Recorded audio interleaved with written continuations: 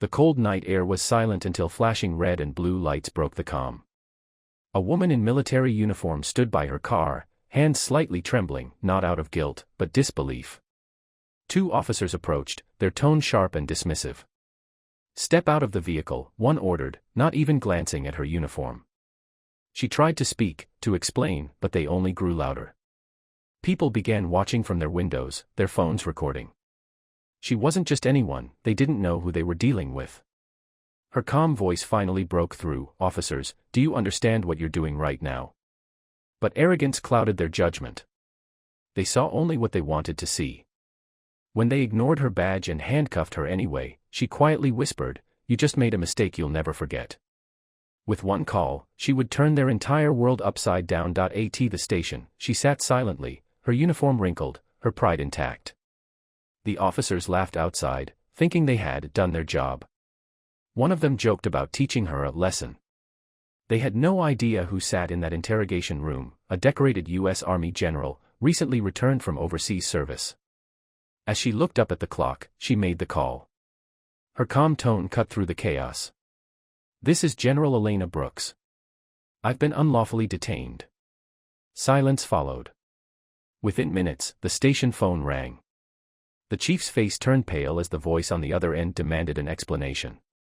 Officers who once laughed now stood frozen. The weight of their mistake settled in, a mistake that couldn't be undone with an apology. Outside, word began to spread. Reporters caught wind of an arrested officer in uniform. Inside, the chief stormed toward the holding room, trembling.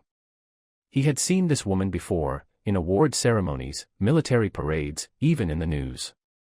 "Ma'am, this must be a misunderstanding," he stammered. She looked at him, calm but unflinching. "It's not a misunderstanding. It's bias in uniform." The silence was louder than sirens. One officer tried to explain himself, saying it was procedure. But everyone knew the truth, they never even checked her ID. She could have screamed, demanded revenge, but instead, she stood tall. "I'm not here for payback," she said softly. "I'm here so the next person you stop doesn't have to go through this." Her story spread nationwide. News anchors replayed the footage, the uniform, the arrest, the disbelief on her face. People were furious, not because she was powerful, but because she represented countless others who never got to make that one call. Meanwhile, the officers were suspended pending investigation. They sat in silence, watching their names trend online. The one who led the arrest whispered, "I didn't mean for it to go this far." But meaning didn't erase impact. The chief called a press conference, apologizing publicly. Cameras flashed, but none of it could erase the image of handcuffs on a hero. General Brooks stayed quiet for days, letting the system speak for itself.